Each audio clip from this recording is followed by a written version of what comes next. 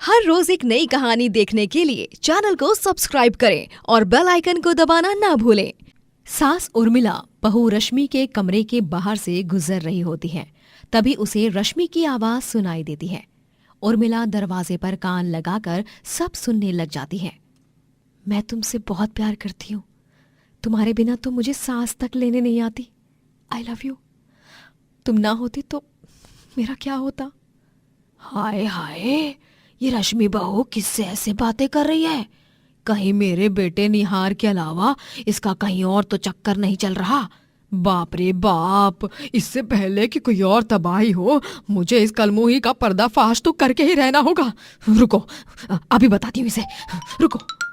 उर्मिला जोर से दरवाजा खोलती है और गुस्से से रश्मि पर चिल्लाने जाती है कि तभी वो देखती है कि रश्मि तो आलू चाट खा रही है और आलू चाट खाते खाते उसे देखकर कह रही है, हाय, लाइफ का असली मजा तो तुम्हें खाने में है।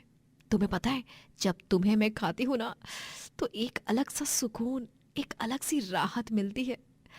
हाँ, यार, कोई इतना स्वादिष्ट कैसे हो सकता है? मन करता है तुम्हें खाती ही रह जाऊं, बस खाती ही रहूं और खाती ही रहूं। माय डियर आलू चाट। उर्मिला रश्मि के इस बर्ताव को देखकर हैरान और दंग रह जाती है और अपना सर पकड़ लेती है। हाय राम, इसका मतलब तू इस आलू चाट को देखकर ये सब कह रही थी? हाय हाय हाय हाय, मुझे तो हार्ट अटैक ही आने वाला था अभी, अगर कुछ और होता तो। ओफो मम्मी जी, इतनी जल्दी मत जाइए। भगवान करे आपकी लंबी उम्र हो और आपको किसी की भी नजर ना लगे। तू तू तू तू तू तू। वैसे मैं अभी आलू चाट खा रही हूँ। कोई भी काम हो तो कुछ देर बाद ऑर्डर दीजिएगा। फिलहाल मेरी पेट पूजा चल रही है। अरे ओ नास बेटी, कितना आलू चाट खाएगी रे? दिन रात, सुबह शाम, दिन के आठों पहर बस आलू चाट आलू चाट आलू चाट, हर एक घंटे में आलू चाट। अरे दुनिया में और भी कितने सारे पदार्थ हैं, लेकिन नहीं, तेरी जान तो इस आलू चाट में ही अटकी है। करम जली कहेंगी, हाँ नहीं तो पागल। उर्मिला वहां से चली जाती है। दुनिया वालों को जितना भी भौंकना है भौंकने दो, लेकिन मैं तो आलू चाट मरते दम तक खाऊंगी। कभी नहीं छोड़ने वाली। मरने के बाद जब भूतनी बन जाऊंगी ना, तब भी नहीं छोड़ूंगी। रश्मि की हर एक घंटे में आलू चाट खाने की आदत से उसके ससुराल में सास उर्मिला, ससुर नंद किशोर और पति निहार तीनों भी परेशान हो चुके थे।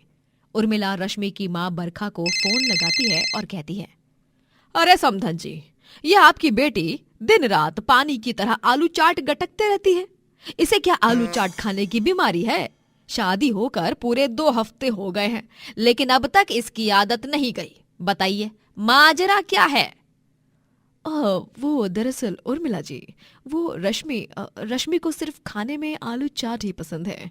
वो कुछ नहीं खाती, इसीलिए रश्मि के पापा उसके लिए बोरी भरकर, हाँ जी, बोरी भरकर आलू लाते थे हर हफ्ते। हाँ, वो आदत से है उसके। भूख से और आलू चाट को खाने के पागलपन, इन सब से वो मजबूर है। हाँ। वाह जी वाह, बहुत अच्छी आफत बांध दी है आपने हमारे गले। अरे रिश्ता जोड़ना था, वो भी ऐसे राज छिपाकर, हैं? ये भी कोई आपसे सीखे? रखिए फोन। हाँ नहीं तो। रश्मि की आलू चाट की जो आदत है वो लगातार बढ़ती जा रही थी, रुकने का नाम ही नहीं ले रही थी। रश्मि रात में सोते समय निहार को बहुत परेशान करती है। आलू चाट, तुम मेरी जान हो। आलू चाट। निहार को रश्मि बहुत ज्यादा परेशान करती है। दिन भर आलू चाट खाने की आदत की वजह से घर में रात का माहौल बहुत ज्यादा बदबूदार हो जाता है। बल्कि ऐसा एक बार नहीं, पूरी रात होता है। इस वजह से निहार अपना तकिया और कंबल उठाकर जोर से चिल्लाता है, रश्मि, दिन भर दबाकर आलू चाट ठूसती हो और रात में एसिडिटी होने पर यूं खर्राटों की जगह पाद मारती हो। अरे मुझे सांस लेने में तक दिक्कत हो रही है। ऊपर से आलू चाट बस वही बोले जा रही हो। अपना आलू चाट खाना खत्म कर दो, वरना कहीं हमारा रिश्ता ही खत्म ना हो जाए। ओ हेलो, तुम्हें ये रिश्ता खत्म करना हो तो कर लो, तलाक लेना है तो ले लो, लेकिन मैं आलू चाट को तलाक कभी नहीं दूंगी। मैं उससे प्यार करती हूँ और हमेशा करती रहूंगी। तुम ना पागल हो गई हो। मैं जा रहा हूँ बाहर सोफे पर सोने, वरना यहाँ इस पाद से भरे कमरे में तो मैं घुट घुट कर ही मर जाऊंगा। हाँ तो जाओ, तुम्हारे पैरों को किसने बेड़ियों से बांधा हुआ है? हाँ नहीं तो। अब इतनी रात को उठी गई हो तो एक प्लेट आलू चाट खा ही लेती हूँ। हे भगवान, क्या होगा इस औरत का?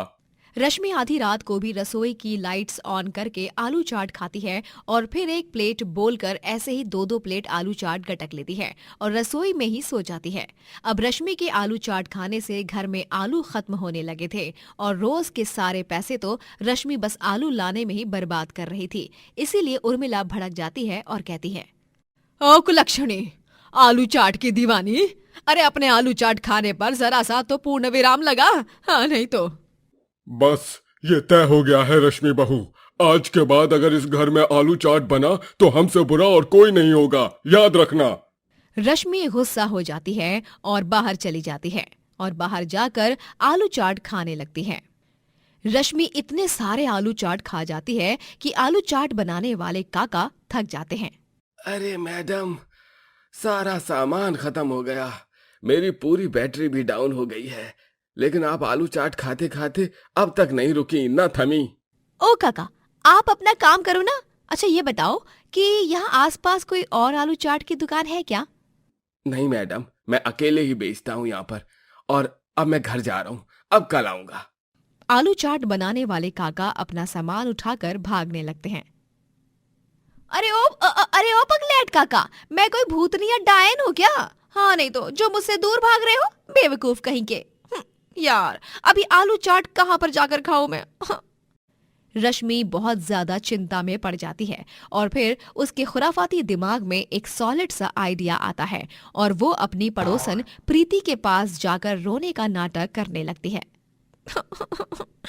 क्या बताऊं यार मैं तुम्हें, प्रीति, मेरे तो ससुराल वालों ने मुझे घर से बेघर ही कर दिया है। बस एक कांच का बर्तन ही तोड़ा था, उसी वजह से। बहुत जोरों की भूख लगी है, कुछ खाने को मिल सकता है क्या तुम्हारे यहाँ? हाँ रश्मि, क्यों नहीं, तुम तो मेरी बहन की तरह ही हो। रुको, मैंने आज भिंडी की सब्जी बनाई है और पुलाव भी बनाया है, अभी परोसती हूँ तुम्हें। नहीं, रुक जाओ, तुम वो खाना मुझे दोगी तो तुम्हारी सास और तुम्हारे ससुर और पति क्या खाएंगे? रुको, मैं कुछ बनाती हूँ अपने लिए। आलू है तुम्हारे पास? हाँ। रश्मि फौरन प्रीति की रसोई में जाकर सारे आलूओं का आलू चाट बनाती है और उसे पागलों की तरह खाने लगती है और रश्मि को यूं देख प्रीति हक्का बक्का रह जाती है। बाप रे बाप, ये औरत तो ऐसे आलू चाट खा रही है जैसे इसने बरसों से कुछ खाया ना हो, या फिर इसके शरीर में कोई सैकड़ों साल पुरानी भूतिया आत्मा घुस गई हो। Oh no. रश्मि अपनी हरकतों से बाज नहीं आती और फिर उसके जन्मदिन पर उसकी तबीयत बहुत ज्यादा खराब हो जाती है और उसे लगातार लूज मोशंस होने लगते हैं।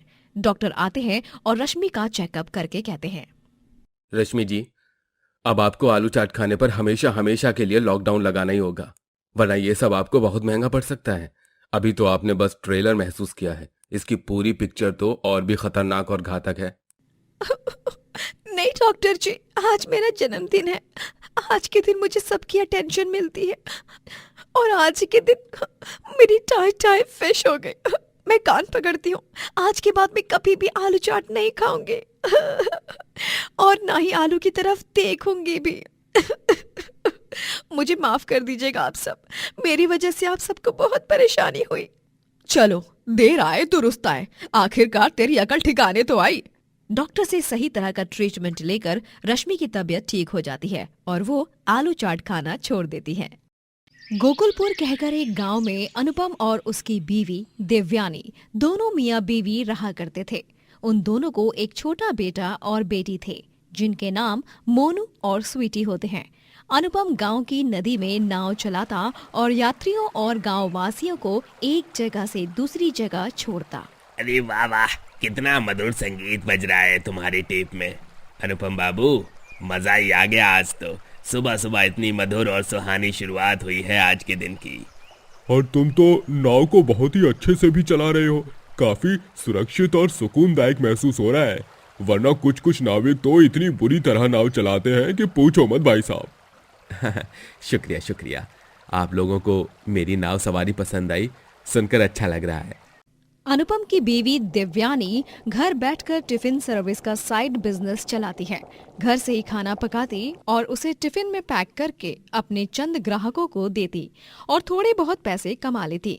जिससे उनका घर खर्च निकल जाता। वहीं देवयानी के हाथ का बना खाना सभी को बहुत पसंद आता है। आहा, ओहो, क्या लाजवाब खाना पकाया है आज तुमने देवयानी। तुम तो मास्टर शेफ ही हो।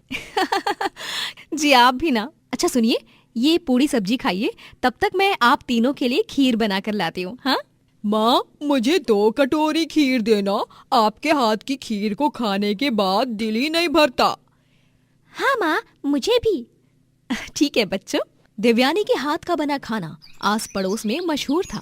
उसके टिफिन सर्विस वाले सारे कस्टमर्स भी उसकी तारीफों के पुल बांधते रहते। दोनों पति पत्नी खुशी से पूरी मेहनत करके अपना घर चला रहे होते हैं, लेकिन वो कहते हैं ना, खुशियों को नजर लगने में देर नहीं लगती। एक दिन अचानक से अनुपम का एक कार से टक्कर होने के कारण एक्सीडेंट हो जाता है और उसके दोनों हाथ पैर बुरी तरह घायल हो जाते हैं, जिसके चलते अब वो रात दिन बिस्तर पर ही पड़ा रहता। मुझे माफ कर दो देवयानी, मेरे कारण तुम्हें ये दिन देखने पड़ रहे हैं। अब घर खर्च कैसे चलेगा? मोनू और स्वीटी की स्कूल की फीस, बिजली का बिल, घर का राशन। देखिए अनुपम जी, आप इन सब बातों की चिंता मत कीजिए। खामखा आपकी तबीयत और ज्यादा बिगड़ जाएगी। आप अभी बस आराम कीजिए। देवयानी, नदी किनारे मेरी नाव होगी। इससे पहले कि सूर्यास्त के बाद उसे कोई चुरा ले, तुम जाकर उस नदी के पास के नानकू चाचा की झोपड़ी के बगल में बांध दो जाके। ठीक है अनुपम जी। देवयानी नदी किनारे जाती है और उस नाव को ननकू चाचा की झोपड़ी के बगल में बांध देती है। वो अब अपने टिफिन सर्विस से ही घर चला रही होती है और अनुपम का ख्याल भी रख रही होती है, लेकिन उसके होम टिफिन सर्विस से मिलने वाले पैसे बहुत कम पड़ जाते हैं और वो बहुत चिंताग्रस्त हो जाती है। हे भगवान, इतने से पैसों में मैं क्या क्या करूंगी? घर का खर्चा इतना सारा है, लेकिन पैसे बहुत कम पड़ रहे हैं। तभी उसकी पड़ोसन नूतन आती है। देवयानी, ओ देवयानी, माफ करना, लेकिन मैंने तेरी सारी बातें खिड़की से सुन ली और मेरे पास तेरी इस दुविधा का एक बहुत ही अच्छा और फायदेमंद सुझाव भी है। जानना चाहेगी क्या? बताओ ना नूतन बहन। क्यों ना तुम एक तैरता हुआ नाव ढाबा चलाओ। एक तैरता हुआ नाव ढाबा? मैं समझी नहीं नूतन बहन। अरे पगली, तुम्हारे पति यानी अनुपम भाई की जो नाव है ना, तुम उसे चलाना और उसमें खाना भी बेचना। यात्री और गांव वाले अक्सर नाव के लंबे सफर में खाने को कुछ न कुछ ले जाते हैं, जैसे ट्रेन में भी समोसे वाला, चाय वाला ये सब खाना बेचते हैं। वैसे ही तुम भी अपने हाथ का बना स्वादिष्ट खाना बेच सकती हो नाव चलाते हुए। हाँ। नूतन का ये सुझाव सुनकर देवयानी बहुत खुश हो जाती है। अरे वाह, ये तो बहुत ही बढ़िया सुझाव है नूतन बहन, धन्यवाद। मैंने भी इनसे कई दफा सुना है कि यात्री उन्हें पूछते हैं कि कुछ खान पान का बंदोबस्त क्यों नहीं कर लेते नाव में। अब तो मैं अपना तैरता हुआ नाव का ढाबा खोल कर ही रहूंगी। जी बेटा। देवयानी अब ढेर सारा खाना पकाकर उसे गर्म बर्तनों में रखती है और नाव में उन बर्तनों को स्टोर करके नाव चलाती है और यात्रियों को भी उसके हाथ का खाना बहुत ही स्वादिष्ट लगता है। ओए होए ओए होए ओए होए ओए होए, इतने स्वादिष्ट छोले भटूरे तो पूरे पंजाब में भी नहीं मिलते होंगे जितने आपने बनाए हैं देवयानी भाभी। अरे मैं तो आपके इस तैरते हुए नाव ढाबा के यूनिक कॉन्सेप्ट का फैन बन गया हूँ। आपने तो रॉक कर दिया। आपका बहुत बहुत धन्यवाद भाई। अब से तो मैं घर से नाश्ता करके आऊंगा ही नहीं, क्योंकि रोजाना आपके नाव ढाबे में मुझे स्पेशल भोपाली पोहा और मक्खन से भरपूर मजेदार आलू के पराठे जो मिलेंगे, हम सबकी तो दिवाली बन गई। क्यों ना मैं आपके इस नाव ढाबा का वीडियो शूट करूं देवयानी भाभी। मैं एक ऑनलाइन ट्रैवल ब्लॉगर हूँ। आपके इस अमेजिंग से नाव ढाबे को देखकर सभी लोग बहुत आकर्षित होंगे और आप हर एक ऑनलाइन प्लेटफॉर्म पर आग लगा दोगी। सच? ठीक है, कर लो शूट। मेरा मतलब है शूट।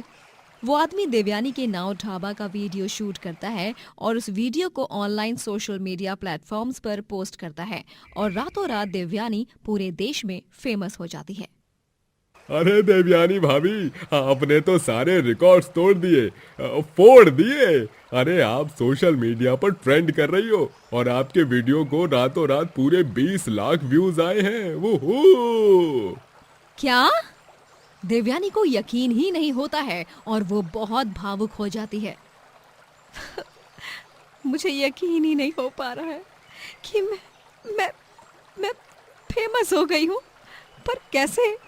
हे भगवान, आपका लाख लाख शुक्र है। देवयानी घर जाकर सारी बात अनुपम, मोनू और स्वीटी को भी बताती है और वो सब भी बहुत खुश हो जाते हैं। अरे वाह, मुझे तुम पर बहुत गर्व महसूस हो रहा है देवयानी। आप दुनिया की बेस्ट माँ हो। अब बस आप जल्दी से ठीक हो जाइए, मेरी यही मनोकामना है भगवान से। देवयानी अब खुशी से अपना जीवन गुजार रही होती है।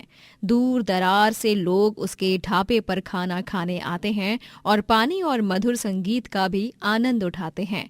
देवयानी अच्छे खासे पैसे भी कमाने लगती है, लेकिन एक दिन अचानक से वो देखती है कि उसकी नाव कहीं खो गई है और वो नदी किनारे नहीं है। हे भगवान, मेरी नाव कहाँ चली गई? कल रात को तो मैं उसे यहीं पर बांध कर गई थी। पानी में भी नहीं गई होगी वो अपने आप, तो आखिर गई तो कहाँ गई? देवयानी बहुत घबरा जाती है। वो अपनी नाव को बहुत ढूंढती है, लेकिन उसे उसकी नाव कहीं नहीं मिलती।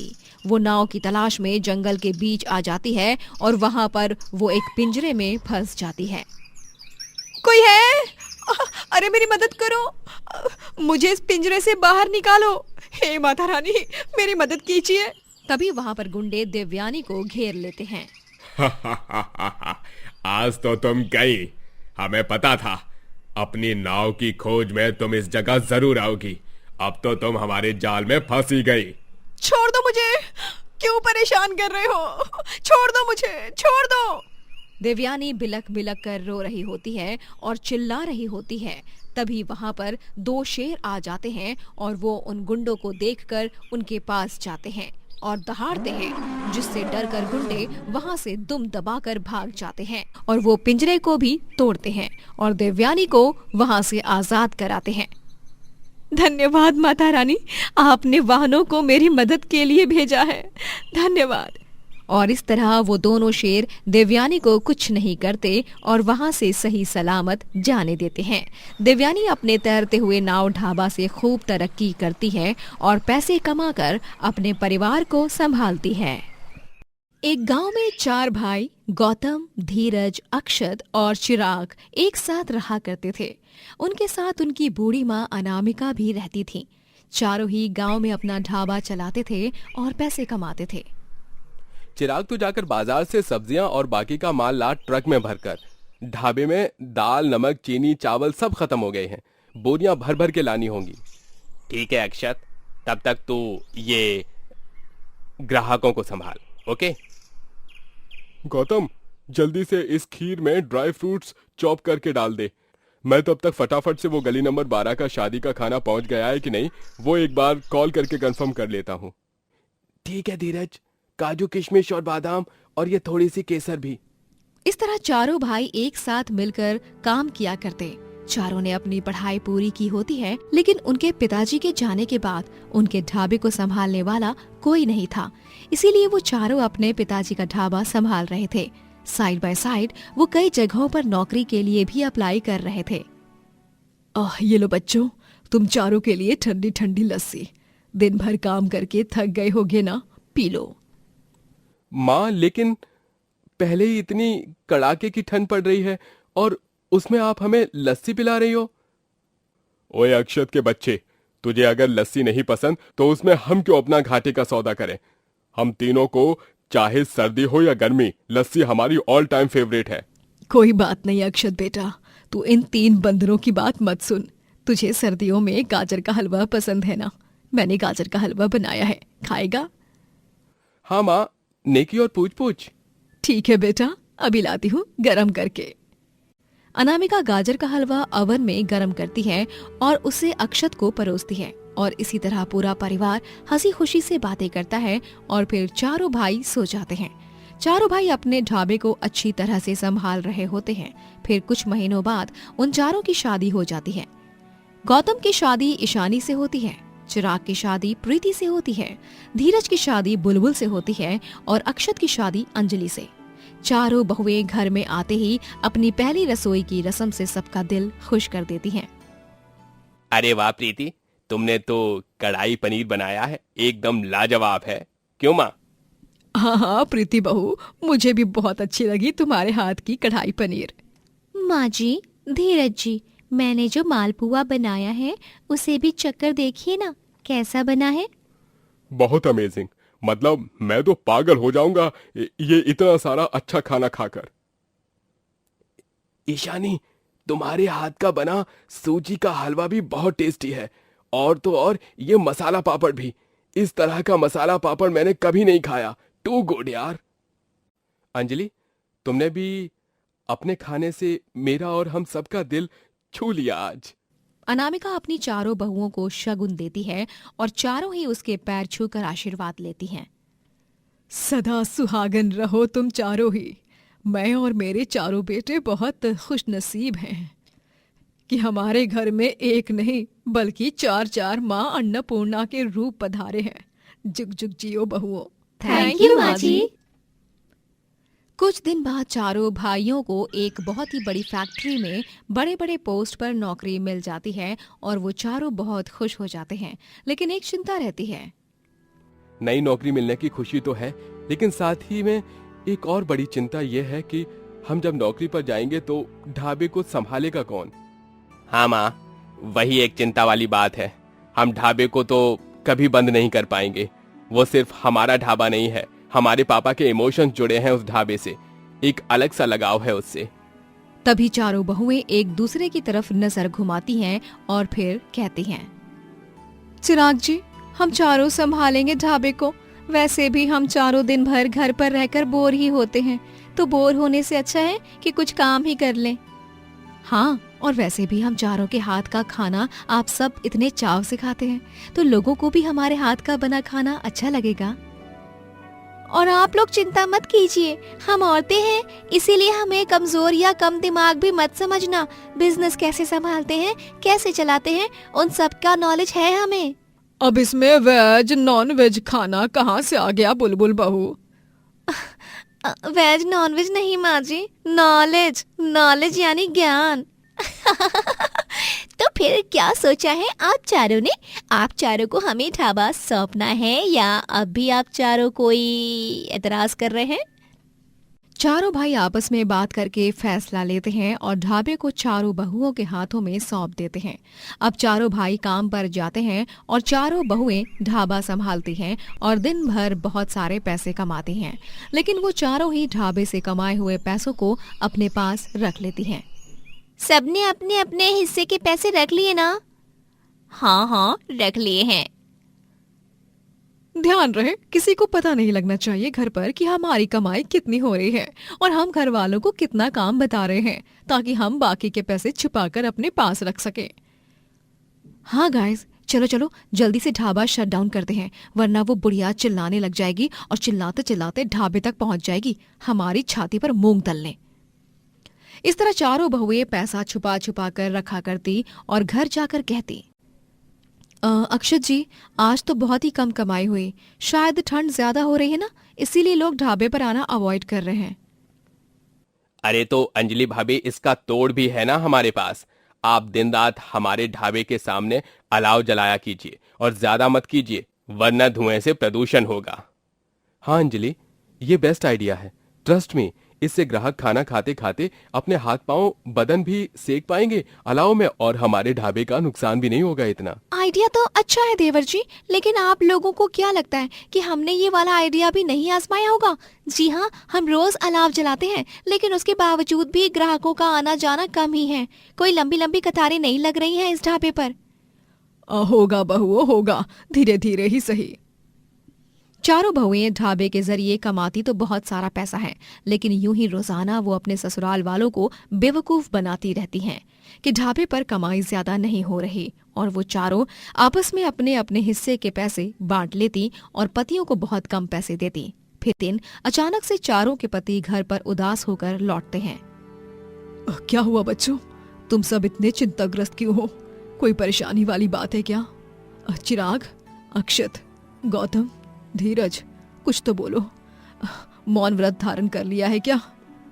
माँ, दरअसल वो हमारी जॉब छूट गई है और कंपनी को हमारे कारण बहुत बड़ा लॉस हुआ है, जिसकी भरपाई हमें करनी होगी, वो भी 50,000 रुपए। और अगर हमने भरपाई नहीं की तो कंपनी वाले हम पर लीगल एक्शन लेंगे और हमें जेल की सलाखों के पीछे कैद कर देंगे। हमारे पास 50,000 नहीं है इस वक्त, इसलिए हम परेशान हैं। ये सब सुनकर चारों बहुएं घबरा जाती हैं और फिर वो कहती हैं, घबराइए मत, हम चारों हैं ना, हम मदद करेंगे। हाँ अक्षत जी, प्लीज स्ट्रेस मत लो। हम चारों ने ढाबे से कमाए हुए पैसों को छुपा कर रखा था। हम चारों के पैसों को मिलाकर 50,000 तो बहुत ही आसानी से बन जाएंगे। तभी चिंता के भाव में जाने अनजाने से ही लेकिन अंजलि ने सारा सच सबके सामने कह ही दिया। वाह अंजलि जी वाह, आप चारों को मानना होगा, अपने ही घर में ये सब कर रही हैं आप सब।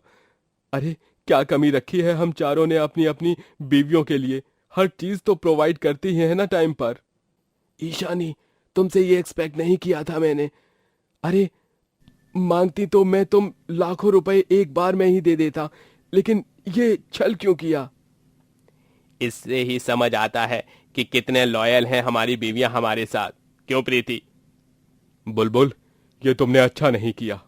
बहुओं, ये चारों भी नाटक कर रहे थे ताकि तुम चारों का सच सामने आ जाए। चारों बहुओं को अपने किए पर बहुत शर्मिंदगी महसूस होती है। I'm sorry। बीवियां रोने लगती हैं, तभी पति उन्हें गले से लगाते हैं और उस दिन के बाद से चारों बहुएं शिद्दत और ईमानदारी से ढाबा चलाने लगती हैं। मोहकपुर कहकर एक गांव में रतनलाल नामक एक आदमी रहता था, जिसका एक ढाबा भी था। उसके ढाबे में विक्रांत एक रसोइया के तौर पर काम किया करता था। विक्रांत इतना अच्छा खाना बनाता कि सभी उसकी तारीफों के पुल बांधते। ओ वाह जी वाह, क्या स्वादिष्ट खाना बनाया है, मजा ही आ गया। बरसों बाद इतनी अच्छी बिरयानी खाने को मिली है, दिल को सुकून मिल गया। हाँ हाँ, इस ढाबे का खाना बहुत ही ज्यादा अच्छा और मजेदार रहता है। सारा क्रेडिट यहाँ के शेफ को जाता है। विक्रांत भाई, तुम्हारे हाथों में तो जादू है, जादू। जी धन्यवाद। अरे विक्रांत, चलो अंदर रसोई में जाकर फटाफट खाना बनाओ। अपनी तारीफें सुनी नहीं कि आ गई तुरंत, जाओ अंदर। विक्रांत का मालिक रतनलाल थोड़ा क्रूर स्वभाव का था। वो विक्रांत से सही से बात नहीं करता और तो और उसमें दुनिया भर के घमंड भी था, जबकि विक्रांत के हाथ के बने खाने की वजह से ही उसका ढाबा चल रहा था। उसके बावजूद भी उसे विक्रांत की जरा सी भी कद्र नहीं थी। फिर एक दिन अचानक से रतनलाल के ड्रॉर में रखे पैसे गायब हो जाते हैं। अरे ये क्या, मेरे पैसे कहाँ चले गए? इतना बड़ा नोटों का बंडल था, न जाने कहाँ चला गया। ड्रॉर से कैसे गायब हो सकता है? कहीं विक्रांत ने तो नहीं? रतनलाल विक्रांत के पास जाता है और गुस्से से उसका कॉलर पकड़ते हुए कहता है, तेरी हिम्मत कैसे हुई रे कमीने? मेरे ही ढाबे में रहकर मेरे ही पैसे चुराए तूने। बता मेरे पैसे कहाँ हैं, वरना मैं तेरा मुंह तोड़ दूंगा, गधे घोंचू। साहब, ये आप क्या कह रहे हो? मैं भला ऐसे कैसे कर सकता हूँ? मेरा यकीन कीजिए साहब, मैंने आपके पैसे नहीं चुराए हैं। मैं तो यार रसोई में ही हूँ, कब से खाना बना रहा हूँ, शादी के फंक्शन की डिलीवरी का। अरे चुप बैठ तू, मैं तुझे अच्छी तरह से जानता हूं तू किस तरह का आदमी है। तुम जैसे दो कौड़ी के गरीब भिखारी लोगों को जिस थाली में खाना हो उसमें छेद कैसे करना है वो बखूबी अच्छे से आता है। चल निकल मेरे ढाबे से, चोर कहीं का, निकल यहां से, दफा हो जा। साहब मुझे मत निकालिए, मेरी बात तो सुनिए साहब, मैं आपके सामने हाथ जोड़ता हूँ, आपके पैर पड़ता हूँ साहब। विक्रांत अपनी बेगुनाही के लिए बहुत विनती करता है, लेकिन रतनलाल उसे ढाबे से धक्के मारकर बाहर फेंक देता है, जिससे बेचारे विक्रांत को चोट भी आती है। आइंदा से फिर कभी भी अपनी मनहूस शक्ल मत दिखाना मुझे। विक्रांत रोते रोते हिम्मत जुटाकर अपने घर जाता है और खूब रोता है। वो अपनी बीवी नयनतारा को सारी बात बताता है। तभी नयनतारा कहती है, जी मैं और मेरा दिल जानता है कि आपने कुछ भी नहीं किया है और आप बेगुनाह हो। चिंता मत कीजिए, ऊपर वाला सब देख रहा है। आपके साथ कुछ गलत नहीं होगा। मैं अभी हल्दी वाला दूध और लेप बनाकर लाती हूँ, आपकी चोट को आराम मिलेगा। हाँ नयनतारा। नयनतारा लेप बनाती है और विक्रांत की चोट पर लेप लगाती है। 1 हफ्ते तक तो विक्रांत घर पर ही रहता है और वो अपनी चोट के कारण आराम करता है, लेकिन अब घर पर सब कुछ खत्म होने लगता है। विक्रांत जी, आज हमें मंदिर में बंटने वाला खाना ही खाना होगा, क्योंकि हमारे घर में अन्न का एक निवाला नहीं बचा। सब कुछ खत्म हो गया है। नयनतारा, मेरे पास जितने भी पैसे थे सारे खत्म हो गए हैं। लगता है अब नई नौकरी ढूंढने जाना ही पड़ेगा। विक्रांत पूरे गांव में जाकर नौकरी ढूंढता है, लेकिन उसे कहीं पर भी नौकरी नहीं मिलती। विक्रांत निराश होकर घर लौटता है। अब तो उनके घर का मालिक आकर उनके घर की बिजली काट देता है और पानी का कनेक्शन भी रोक देता है, क्योंकि उन्होंने सही समय पर बिल नहीं भरा था। विक्रांत जी, मेरे पास एक सुझाव है। देखिए, आपके हाथ का बना खाना सभी को बहुत पसंद आता है। सभी गांव वाले आपके हाथ के खाने के दीवाने हैं, तो ऐसे में क्यों ना हम अपना एक ढाबा खोलें? अरे वाह नयनतारा, सुझाव तो काफी अच्छा है, लेकिन एक ढाबे को बनाने के लिए बहुत सारे पैसों की जरूरत पड़ेगी। हम उतने सारे पैसे कहाँ से लाएंगे? अरे हाँ, मैं तो ये भूल ही गई थी। काश कि हमारे पास पैसे होते, हम कितनी आसानी से ढाबा खोल पाते। मेरा एक दोस्त है, उसका नाम राजेंद्र है। वो एक अच्छी नौकरी पर है, शायद वो कुछ पैसों की मदद कर दे। विक्रांत अपने दोस्त राजेंद्र से पैसों की मदद मांगने के लिए उसके गांव प्रीतमपुर जाता है। वो हाथ गाड़ी में बैठे हुए जब जा रहा होता है, तभी उस गांव में कई सारे बांस के खेत देखते हैं और गांव में ज्यादातर बांस के घर ही दिखता है। अरे वाह, प्रीतमपुर कितना सुंदर है। कितने सारे बांस के खेत हैं यहाँ पर, और तो और इतने सारे बांस के घर, बांस के फर्नीचर, बांस की बनी दुकानें। अगर कोई सीमेंट का मकान न बना पाए तो वो बेचारा अपने बांस के मकान तो बना ही सकता है ना। विक्रांत अपने दोस्त राजेंद्र के घर तक पहुंचता है। यही घर है, पता तो यहीं का था, लेकिन ये क्या, राजेंद्र के घर को ताला क्यों लगा है? काका, काका सुनिए ना, ये यहाँ इस घर में राजेंद्र नाम का एक आदमी अपनी बीवी बच्चे के साथ रहता है। वो कहाँ चला गया? ये इस घर पर ताला कैसे लगा है? अरे बेटा, राजेंद्र तो 2 महीने पहले ही ये गांव छोड़कर शहर चला गया। उसे एक अच्छी नौकरी का बुलावा आया, इसलिए वो चला गया। अच्छा, ऐसी बात है क्या? तो काका, क्या आप मुझे राजेंद्र का फोन नंबर या फिर उसके शहर के घर का पता दे सकते हैं, अगर आपको पता हो तो? माफ कर दो बेटा, लेकिन मुझे तो कुछ भी नहीं पता। बस इतना पता है कि वो शहर में गया है। अच्छा, ठीक है, शुक्रिया काका। विक्रांत हताश होकर वहां से चला जाता है और वो घर जाकर बहुत चिंताग्रस्त हो जाता है। क्या हुआ जी? आप अपने दोस्त के पास गए थे ना? पैसों का बंदोबस्त हुआ? क्या हुआ, बोलिए ना, आप इतना उदास क्यों हैं? नयनतारा, वो दरअसल राजेंद्र अब प्रीतमपुरा में नहीं रहते। वो कहीं किसी शहर में चला गया है। उसे नौकरी का बुलावा आया है, इसलिए। हे भगवान, जाने दीजिए, आप अपना मन उदास मत कीजिए। हमारी मुसीबत का कोई ना कोई तो जरूर निकल जाएगा हल। पता नहीं किस गुनाह की सजा मिल रही है मुझे। इतनी ईमानदारी और इतनी निष्ठा से काम करने के बावजूद भी मुझे ये दिन देखने पड़ रहे हैं। वो सही कहते हैं, इस कलयुग में ईमानदार और अच्छे लोगों की जगह ही नहीं है।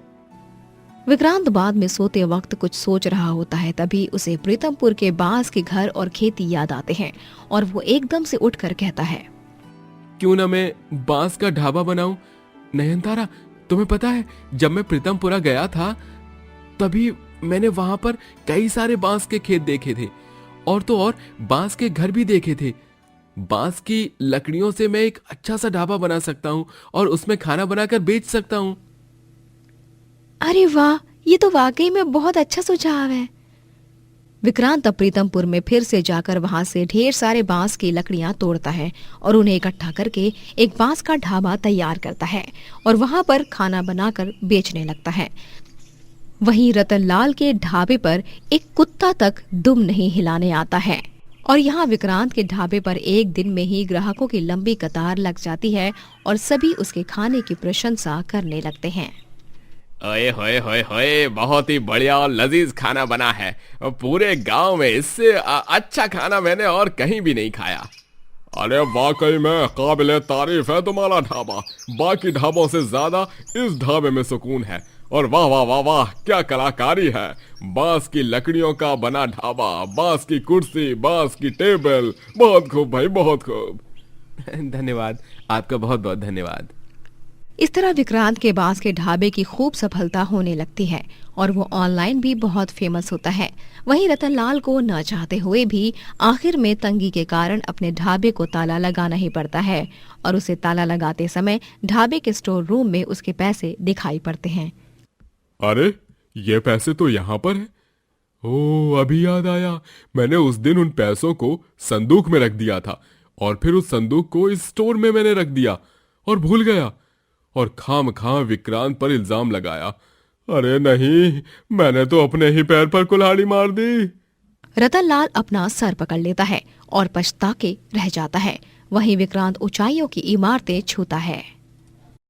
दोस्तों, अगर आपको ये कहानी पसंद आई तो लाइक करें, शेयर करें और कमेंट करके बताएं कि कहानी में आपको सबसे अच्छा क्या लगा।